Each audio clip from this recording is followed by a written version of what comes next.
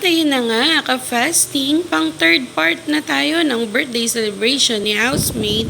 At syempre, bigla kaming na-shock. Meron na palang food truck ng Jollibee dito sa Aguilar, Pangasinan.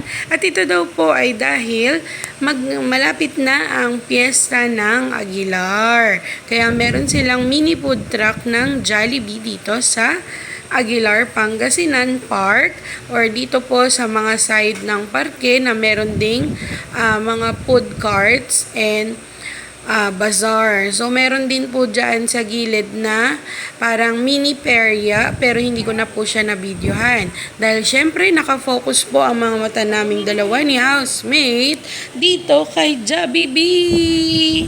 Dahil laking Jollibee talaga po kami. Alam niyo naman po yon. Ayan, hindi rin po may tatanggi. Sure ako, ganun din po kayo. Na pag naamoy nyo pa lang, yung sarap lang hap ay talaga namang mapapalapit at mapapabili kayo. Kaya ayan, umorder na kami ng kakainin namin ni housemate. At sabi ko nga, last na to, pagbigyan na natin ang mga sarili natin, total naman ay birthday mo. At dahil nga food truck lang sila, medyo matagal po ang kanilang serving time, ay bumili muna kami ng mga ngata dito sa tabi-tabi. Syempre, ano pa ba naman, kundi ang benteng siomay. So, yan, bumili lang po kami dyan ng siomay.